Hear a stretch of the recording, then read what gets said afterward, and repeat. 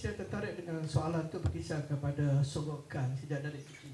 Kalau puasa bagi RM1, kalau dapat SPM result bagi hadiah dan sebagainya. Ini something to do with budaya integriti. Dan baru ini recently Institut Integriti buatkan kajian di beberapa IPTA dan mendapati responden di kalangan mahasiswa menganggap bahawa rasuah tu menerima sesuatu tu bukan sesuatu bentuk rasuah. Jadi apa komentar? Itu sudut apa, dia kena beza lah. Kadang-kadang kita imbuhan ataupun motivasi untuk memberi kepada anak-anak. Ya mungkin juga dari sudut psikologi ini mungkin macam tadi cakap, mungkin kita kena buat satu sesi lain lah untuk melihat sama ada ianya memberi kesan kepada perkara tersebut. Jadi di sudut pembentukan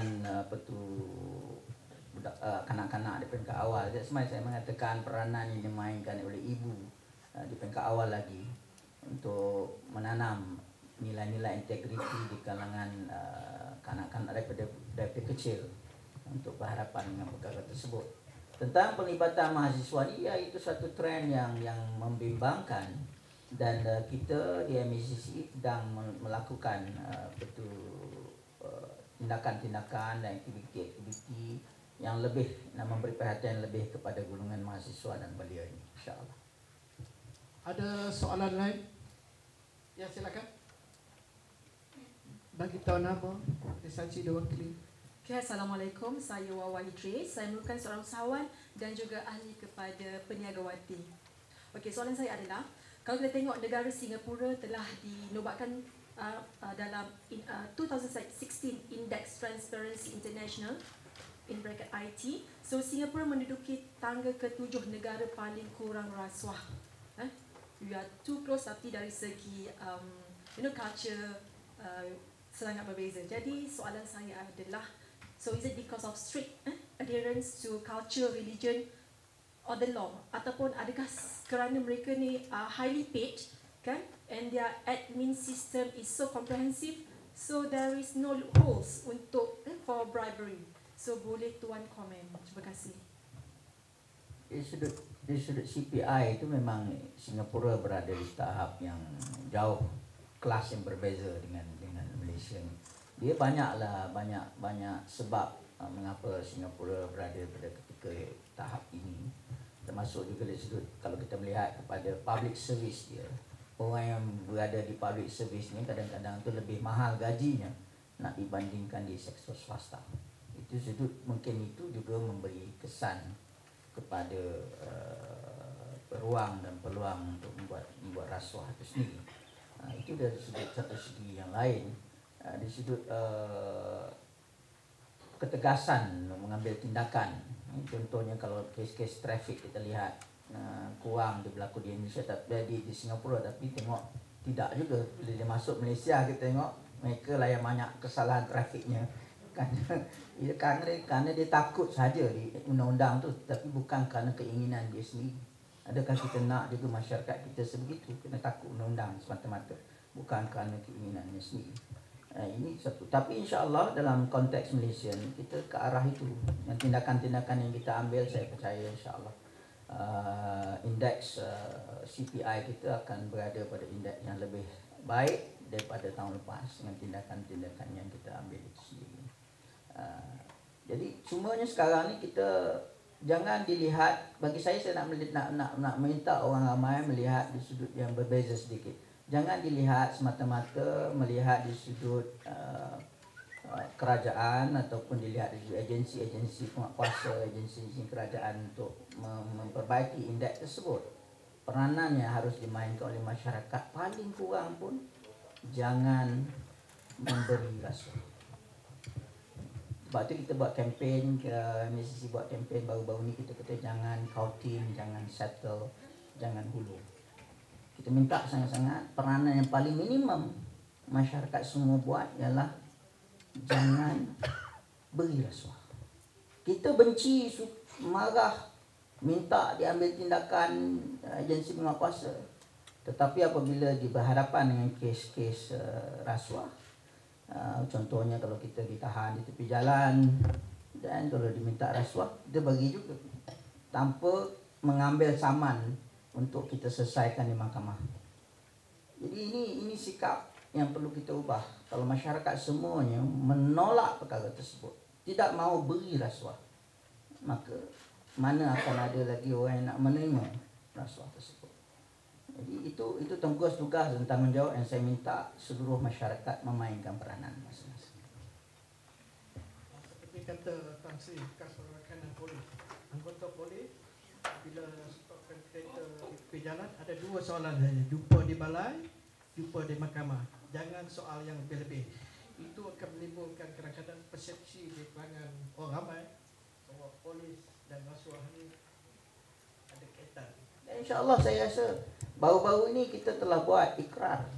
Saya nak nyatakan di sini, dalam kesempatan di sini, pihak polis daripada pengurusan tertingginya, daripada Ketua Polis Negara, dia buat ikrar bebas rasuah daripada peringkat atas sampailah ke seluruh kontijen polis di seluruh negara telah berikrar untuk tidak menerima rasuah. Jadi kalau berlaku lagi, nanti tuan-tuan boleh tanya, dulu dah ikrar tak nak rasuah, kenapa minta lagi? Ini bukan khusus pada polis saja, kan pihak custom pun dah buat, immigration pun akan buat dan sebagainya. Inilah sebabnya kita minta untuk kita adakan ikrar bebas rasuah di semua agensi-agensi kerajaan. Jadi dia bagi tahu kepada publik, dia bagi tahu kepada umumnya bahawa mereka tidak mau rasuah.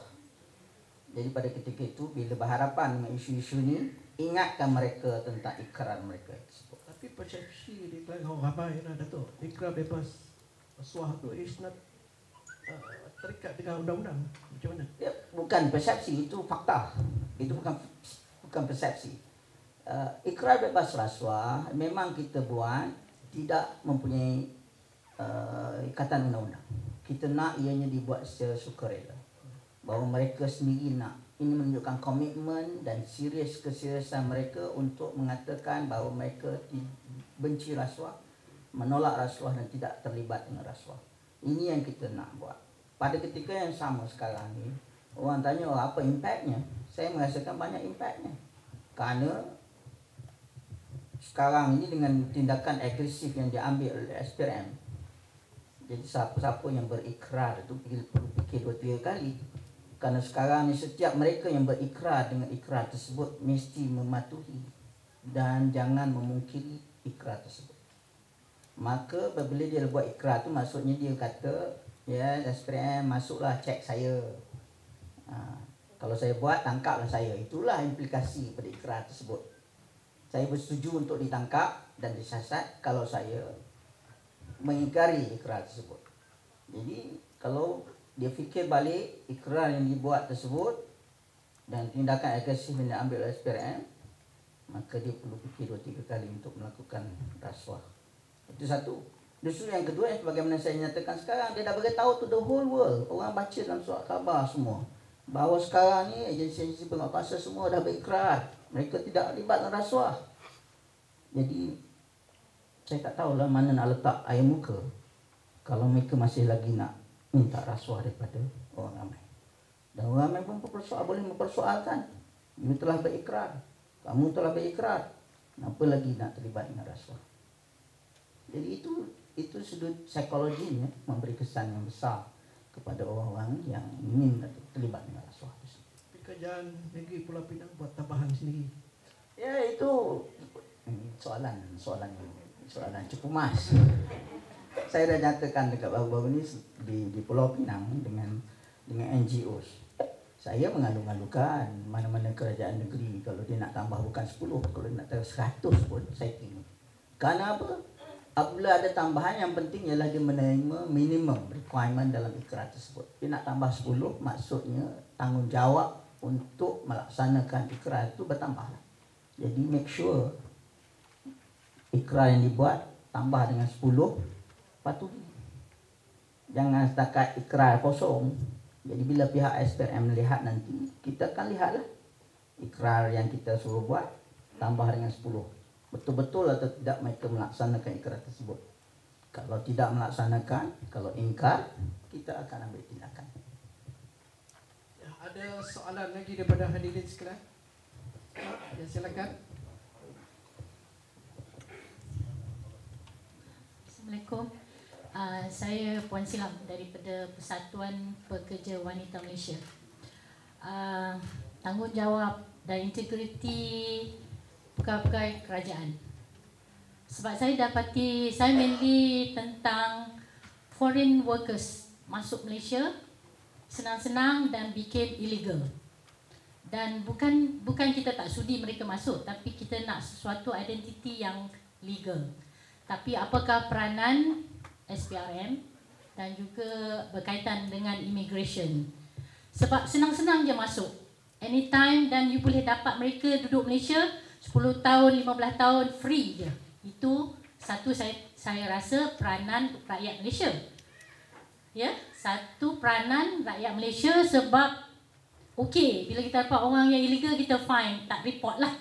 Ya, tak payah report. Ataupun report, lepas tu some sort like pergi polis, tangkap dan lepas. Itu pun banyak berlaku yang kami dengar lah. Dan ada juga pernah menyatakan pada saya, dia ambil 1,500, lepas tu lepas.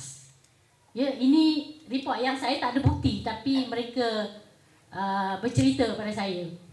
Yang kedua ialah tentang orang Cina bertanya saya, orang India bertanya, orang Islam, kenapa you all suka ambil rasuah?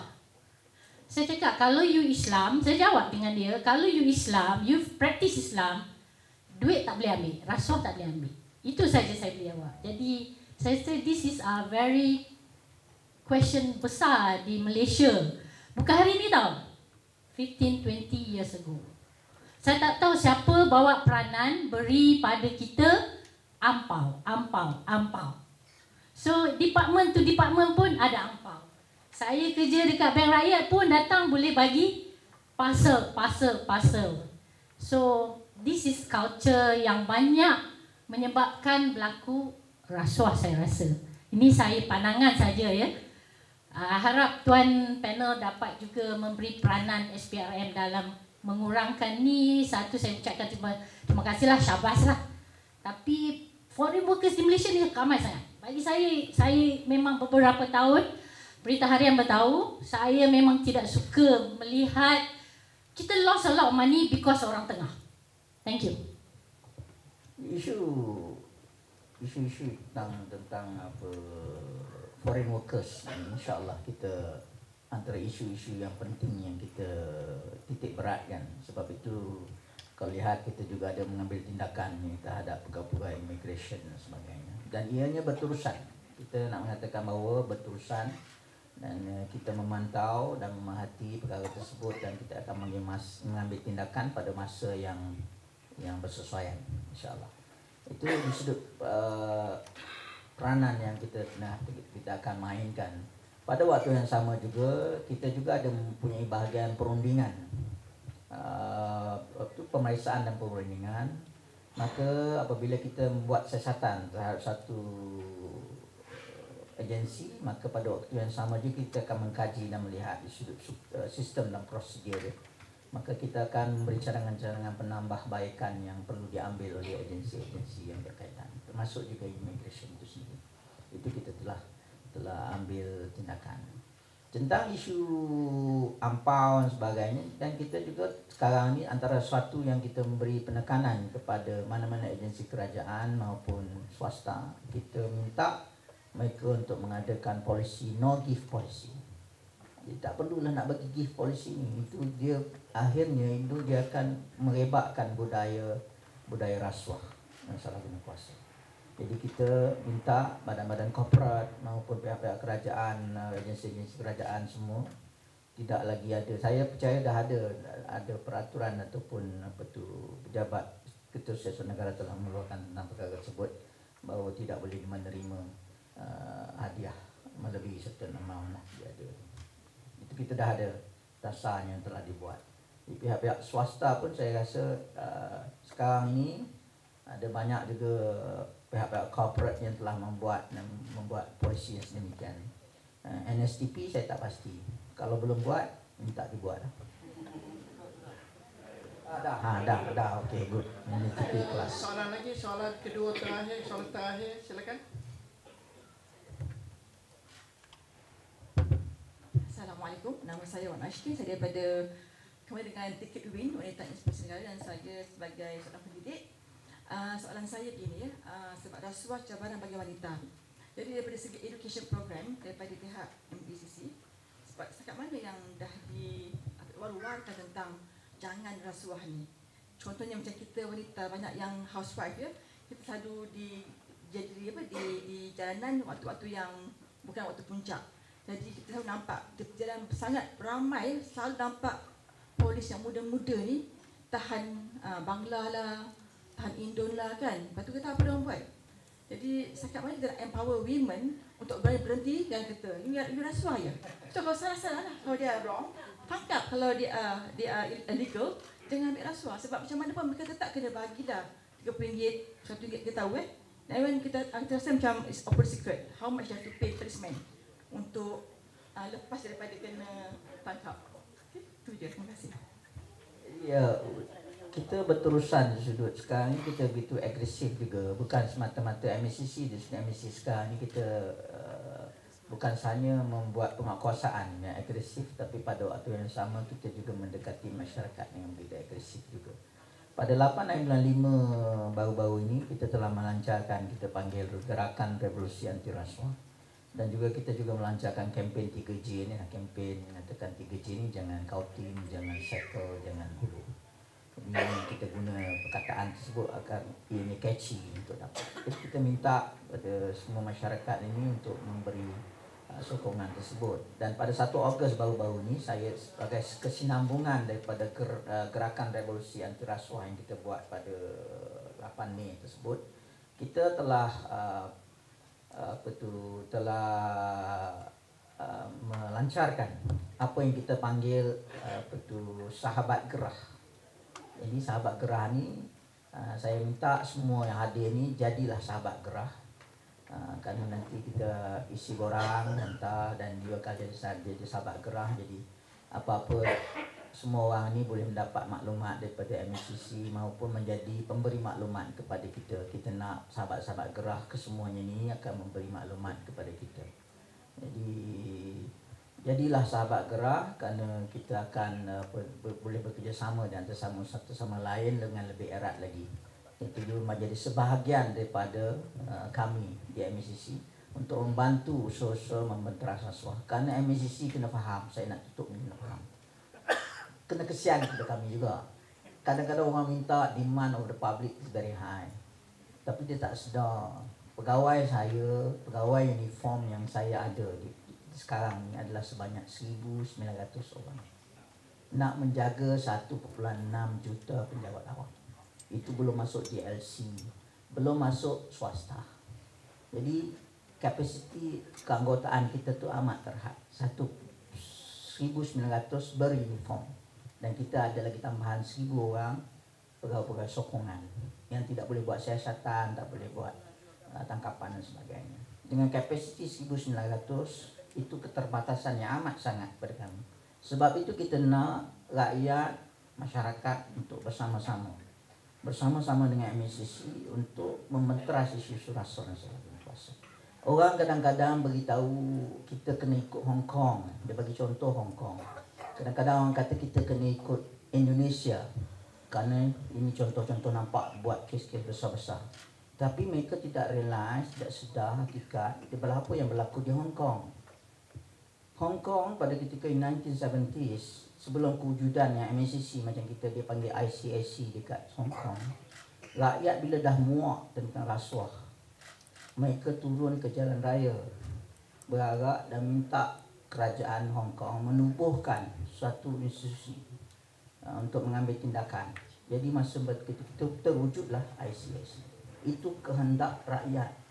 Orang benci, marah dan minta untuk diambil tindakan. Di Indonesia, KPK ditubuhkan adalah hasil daripada desakan rakyat. Mereka tu selepas jatuhnya Soeharto, maka pada ketika itu isu rasuah menjadi isu utama. Maka mereka mendesak. Sebab itu KPK-nya, ICAC di Hong Kong yang mendapat sokongan yang padu, tak berbelah bagi. Siapa pun tak berani nak kacau KPK, siapa pun tak berani kacau ICAC kerana rakyat berada di belakangnya. Kita di MSCC, kita pula nak tentang minta rakyat sokong. Jadi ini kita nak kena buat. Tak apalah kita minta. Sekarang saya datang minta bantuan semua yang hadir untuk beri sokongan sepenuhnya kepada kami dengan kapasiti yang ada untuk kita buat tindakan. Dan yang penting sekarang ialah kita minta maklumat daripada tuan-tuan dan puan-puan sekalian. Macam yang tadi cakap, suruh rumah dia banyak maklumat, sampaikan kepada kami. Dekat mana kawasan tu? Bagi tahu. Nanti kita hantar orang pergi tengok. Nanti benda-benda ni kalau dia setiap kita berperanan di sudut itu, insya-Allah usaha-usaha membenteras rasuah dan salah guna kuasa dan untuk mewujudkan suatu masyarakat Malaysia pada tahun 2020 itu impian saya, impian SPRM untuk mewujudkan satu masyarakat Malaysia yang mengatakan tidak dan berani mengatakan tidak akan tercapai insya-Allah. Soalan terakhir daripada penonton. Ya silakan. Ada yang angkat tangan. Ya, okey, silakan. Assalamualaikum, saya Ida. After kita dengar daripada Datuk punya explanation on betapa kesusahannya SPRM untuk menangani gejala rasuah ni, saya ada sedikit soalan yang bentuk personal Datuk. Apakah Datuk tidak terasa stres sejak memegang jawatan dalam SPRM? Adakah Datuk tidur lena malam? Sebab kita tahu isu rasuah ni is isu nasional. So macam mana SPRM ataupun Datuk sendiri untuk menangani isu ni? Terima kasih Datuk. Tidur malam, saya tidur nyenyak. Yang tak tidur nyenyak sekarang ni ialah perasuah. Dia macam cerita Piramli, ingat saya tak ingat tatul dia kan.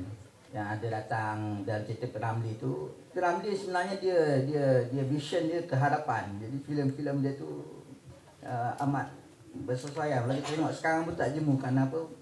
Keharapan. Dalam kisah apa, dalam kisah Piramli tu bila datang dia dah nak datang apa hari jadi bapa mentuanya. Jadi dia hantar. Jadi posto-posto. Bila datang posto-posto, rupanya dia tak tahu ingat posto-posto. Ada orang ketuk pintu, dia melompat sembunyi di belakang katil. Saya rasa perasuah-perasuah di Malaysia pun macam tu lah keadaannya. Mereka sekarang tunggu je. Kadang-kadang nampak kita datang pun jaga tidur. Itu bagi perasuah. Bagi saya, datang apa pun saya tidur nyenyak juga. Itu tak ada isu. Cuma letih, yes, letih. Saya juga keletihan kerana banyak benda yang kita nak buat. Dengan kemampuan yang kita ada, dengan kita cuba buat yang terbaik. Kerana masyarakat nak minta kita buat. Lagi kita buat, lagi dimintanya, lagi nak. Jadi insya-Allah kita buat yang terbaik, kita nak memastikan dan saya dah bagi tahu dan saya amat berterima kasih atas komitmen yang ditunjukkan oleh pegawai-pegawai saya. Kalau tuan-tuan dan puan-puan lihat pun hanya 1,900 orang dan kita telah berjaya untuk mengotakkan apa yang kita janjikan. Dan sekarang ni saya rasa amat perubahan yang begitu besar. Dan kita lihat sekarang ni tidak pernah dalam sejarah negara rakyat begitu teruja untuk membicarakan tentang soal rasuah. Sampailah peringkat tertinggi termasuk juga istana. Pihak istana pun sekarang pun berbicara tentang rasuah. Sampailah kepada peringkat bawahan. Ini satu fenomena yang baik menunjukkan bahawa concern masyarakat kepada isu-isu rasuah. Dan ini perlu berterusan dan perlu berterusan dalam bentuk tindakan. Jadi saya minta rakyat semua paling kurang yang saya katakan jangan hulu, jangan kautim, jangan settle. Itu paling minimum yang kita minta. Jangan hulu, jangan kautim, Jangan settle. jangan settle. So setelah kira-kira sejam kita berbicara dan banyak isu ditimbulkan. Ada satu lagi soalan. Boleh Datuk? Boleh. Ada lagi. Sorry, last soalan. Saya Azli daripada Persatuan Wanita Bumi Putra dalam Perniagaan dan Profesion atau lebih dikenali dengan Perniagawati. Perniagawati adalah persatuan usahawan wanita yang tertua sekali di Malaysia, dah 37 tahun. Right, jadi bila saya tadi mula-mula tengok yang video tu tentang wanita kan ambil rasuah semua, saya risau juga saya lah kan, sebab nampak macam serius dengan problemnya wanita ambil rasuah tu. Tapi saya alhamdulillah lah dengar daripada Datuk yang is less than 10% kan wanita yang ambil rasuah ni, and the good thing is that it's less than 10% compared to the 90 something kan. Tapi of course kalau boleh kita nak zero kan dia, of course. Tapi kami daripada Persatuan Usahawan Wanita sama dengan all my colleagues tadi yang dah bercakap kan, to us the problem is more the other side. The problem is kan di mana kan wanita terpaksa menangani kan rasuah ni lah punya isu ni, especially when we are entrepreneurs. Bila kita entrepreneur, of course kan kita nak dapatkan kontrak kerajaan, nak deal with a lot of people to get the contract. So masalah kita kan, which from my own members, ada banyak kan they have told us. Satu kan, when we are faced with somebody who is the giver of the contract, dia tengok wanita, dia nak cakap pun dia segan. Dia segan sebab dia nak minta kan, ni wanita, so dia segan, so langsung tak cakap, langsung tak bagi kontrak. Okay, boleh break. Okay, so number 2 is bila dia minta, of course fitrah wanita, dia tak, we don't play this game. Alright, so tak dapat juga. So at the end of the day, we don't get. Alright, the problem is that we don't get. So lepas tu apa nak buat? Komplain pada kan di SPRM, sekarang kena pula something else that will happen. So kita kadang-kadang dalam ketakutan. So saya nak minta Datuk kan, kalau boleh tak kan you work with all the usahawan wanita punya NGO and like have tell people that we are in your radar. Right? We are in your radar or something, and so that everybody knows that you're watching lah. You're watching sebab you tahu that usahawan wanita ni kadang kita we need some a body to protect us, and who more than SPRM. So kalau macam kita buat macam satu collaboration lah dengan semua persatuan usahawan wanita to say that we are watching, right? So siapa yang usahawan wanita yang ada problem ni, please come to us. So maybe that will deter sikit, kurang sikit kan mungkin. Alright. So saya minta kan Datuk can do that for us women NGOs lah. Terima kasih. Itu yang amat saya alu-alukan sebenarnya. Saya memang amat mengalukan kerjasama sebegini, kerjasama strategik, especially kalau itu masalah yang dihadapi oleh peniaga-peniaga wanita ataupun mana-mana NGO yang berkaitan dengan wanita. Kita buat kerjasama strategik, kita umumkan kepada publik dan bahawa MACC adalah bersama dengan NGO ini. Kita memang akan bersama, insyaAllah. Kita akan memainkan peranan kita. Kita baru-baru ni kita pun ada, saya tubuhkan idea saya untuk menubuhkan, kita panggil ICAP. ICAP ini adalah berkaitan dengan kita telah mengumpulkan pakar-pakar environmentalist dan juga NGO yang berkaitan tentang environmental, isu-isu alam sekitar. Karena kadang-kadang ni kita pun kesian tengok mereka concern tentang isu-isu alam sekitar. Tetapi kadang-kadang bila mereka membuat laporan tidak diendahkan. Kadang-kadang mereka ni dianggap sebagai pengacau. Kadang-kadang mereka ni dianggap sebagai mereka yang tak suka pembangunan. Tapi jauh dari kebenaran. Golongan-golongan ini memang sukakan nak pembangunan, tetapi pembangunan yang seimbang. Jadi kita telah buat satu caucus yang dinamakan MACC. Saya sendiri mempengurusikan caucus tersebut. Jadi kita nak memberi, kita nak empowerkan NGOs ataupun individu-individu yang mempunyai kepakaran dalam environmental ini dalam menangani isu-isu. Sekurang-kurangnya kalau mereka tahu bahawa MACC berada bersama dengan NGO ini, jadi sekurang-kurangnya kalau dibagi recommendation ataupun laporan akan diambil berat, concern by the respective agency itu sendiri. Itu sekurang-kurangnya. Tapi namun demikian yang paling penting di sini dalam kerjasama tersebut kita mendapat maklumat daripada NGO dan sebagainya. Sebab itu kita telah berjaya banyak kes-kes yang kita buat. Baru-baru ni kita ambil tindakan kepada kes bauxit. Dan kononnya ada moratorium. Moratorium memang ada, tapi katanya moratorium ini diberikan untuk supaya nak habiskan stok. Tapi apa yang berlaku sepanjang moratorium ni, stok tak habis-habis. Ni macam mana ni, stok tak habis-habis tapi kita nampak ada ekspor yang dikeluar. Patutnya stok habis, tapi kenapa stok tak habis? Moratorium ada sampai bila-bila pun tak guna kalau stok tu tak habis-habis sampai bila-bila. Jadi kita telah dasarkan kerjasama daripada NGO tersebut. Kita telah baru-baru ini telah ambil tindakan dan buat tangkapan dalam isu-isu bauxit dan insyaAllah dalam isu-isu yang lain. Jadi sebagaimana saya amat-amat mengalukan dan kerjasama yang sebegini, dan kita akan nanti saya akan minta Datuk Samad, Datuk Samad bangun tengok. Ini Datuk Datuk Samad ialah pengarah pendidikan saya di SPRM, handsome ya. Dia akan insyaAllah buat pertemuan. Kalau saya sendiri Kalau peniagawati nak saya sendiri hadir, saya akan hadir untuk bertemu dan bersama-sama kita berdiskus, dan kemungkinan kita akan ada mekanismenya untuk menyalurkan maklumat secara lebih cepat. Jadi dapat kita ambil tindakan yang lebih cepat dan pantas. Ini yang kita nak. Kita nak semua pihak, NGOs-nya, orang ramainya, suri rumahnya, semua terlibat dalam isu-isu untuk menangani isu-isu rasuah dan salah guna kuasa. Kalau ianya semua dapat kita gemblengkan bersama, insya-Allah kita dapat menyelesaikan isu-isu rasuah dan salah guna kuasa dalam negara ini, insya-Allah. Setelah lebih sejam kita berbicara, rasanya banyak lagi soalan yang tak sempat untuk ditanya oleh hadirin sekalian. Banyak isu sebenarnya ditimbulkan dan jawapan daripada Datuk Bernas dan boleh buka mata dan hati. Satu kalau saya nak cakap, ada orang tertanya-tanya. Ini satu yang santai sikit lah. Orang tanya-tanya saya, Datuk, mana Datuk dapat idea satu kes siasatan satu kes ataupun pertuduhan satu setiap minggu. Agak-agak daripada mana agaknya saya dapat idea tu? Rupanya daripada cerita Hindustan. Jadi saya galakkan tuan-tuan dan puan tengok cerita Gabar. Cerita Gabar ni, cerita tu lah. Dia dalam kes tersebut, dia nak ambil tindakan, orang awam nak ambil tindakan. Tapi jangan buat macam Gabar saya minta maaf. Jangan ambil tindakan macam Gabar. Itu salah di sudut undang-undang. Tapi di sudut itu kalau tengok pada Gabar tu, dia ambil tindakan setiap hari Jumaat.